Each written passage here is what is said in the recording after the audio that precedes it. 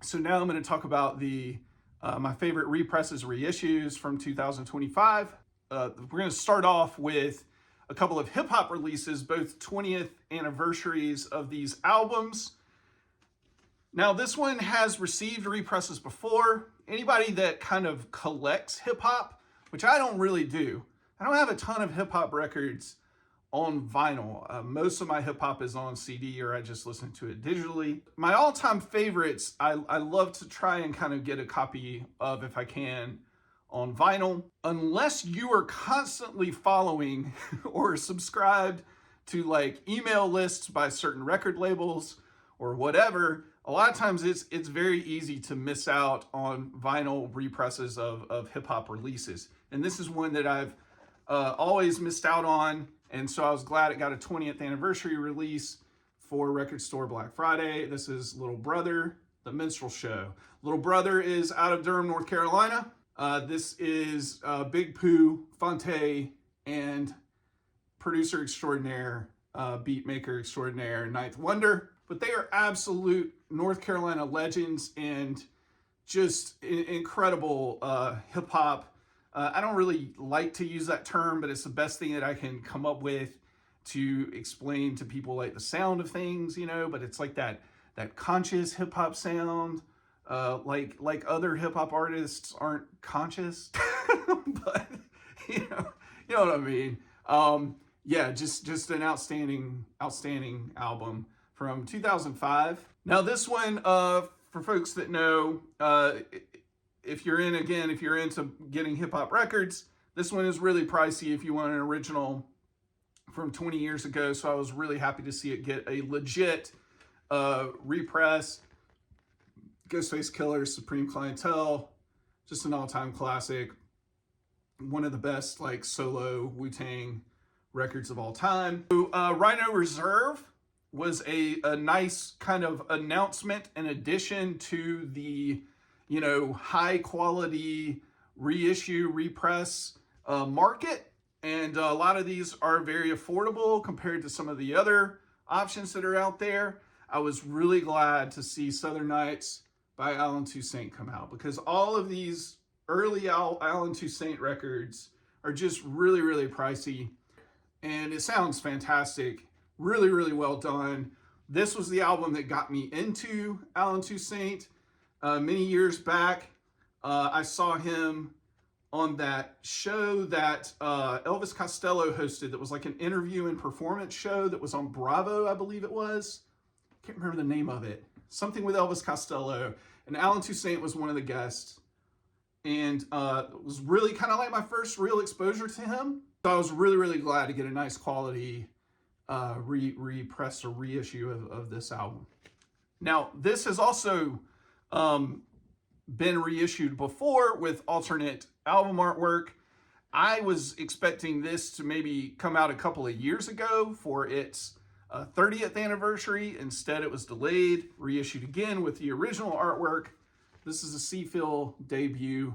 Keek from 1993. Ambient, drone, dub, but also at times kind of shoegazy, and really the type of album that really plays to like my slowcore dream pop kind of like sensibilities.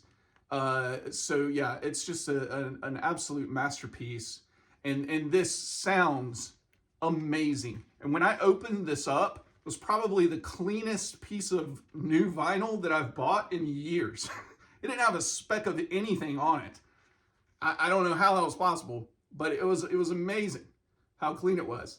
So Keek by C-Phil. And this is another, I think, super underrated 90s alt rock classic. This is the debut from Superdrag, Regretfully Yours, which came out in 1996. Just outstanding, kind of power pop, kind of jangle, kind of mixed with like pop punk and even like beat music at times. Just a great band out of Memphis, Tennessee. And I know over the years they've kind of developed like a little bit of a cult following with folks that are actually a good bit younger than me. I don't know how that happened, but it happened. This was one of those that Rhino did like in around 2013 or so, and I wasn't really paying attention to the reissue market back then. And so it was one of those that I missed out on. And I've always just kind of hoped that it would come back out again. This was part of an Elektra Records kind of like anniversary partnership that they did with Rhino. And then the last one that I'll talk about is one that's still on its way to me in the mail. I didn't pick it up for RSD Black Friday because I had 2 copies of it already. I have a 1995 press and I have a 20th anniversary edition from 2015. And then I also bought the live record that was recorded at the Bottom Line in 1996. So I'm talking about Son Volt's Trace, the 30th anniversary edition. I passed on it because I had all of those already, and I thought that the extra disc was going to be the live stuff, and it turns out it was demos and unreleased tracks that came from various EPs or were B-sides of singles, or maybe they were on a compilation or something like that. 3 of those songs are some of my all-time favorite Son Volt songs, and they're all covers. The first one is Rex's Blues, which is a Townes Van Zandt song that was on a Red Hot and Bothered compilation, and it's a duet with Kelly Willis. It was the song that really introduced me to Kelly Willis. The other one is a cover of Bob Dylan's Going, Going, Gone, which is a good Dylan song off of an underrated album, Planet Waves. But I actually like the Son Volt version better. Has a good amount of kind of like soul and blues in it that it's one of Jay's finest moments, to be quite honest.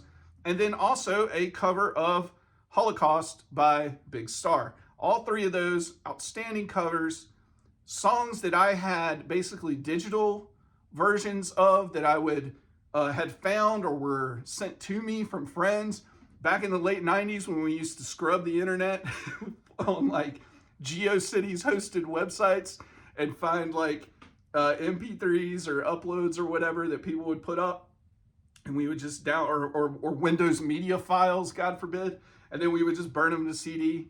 And a lot of those songs I would like repurpose, you know, on mixes for friends or mixtapes or CDs for friends. So yeah, when I saw that that was what was actually on the extra disc, I was kind of upset that I didn't grab it on that Friday. So I found a retail priced copy. There were actually several on Discogs. I was shocked. I thought that would be one that would be immediately flipped for a ridiculous price. And I ordered it right away, and it's on the way. So maybe I'll sell my 2015 edition. I don't know. We'll see.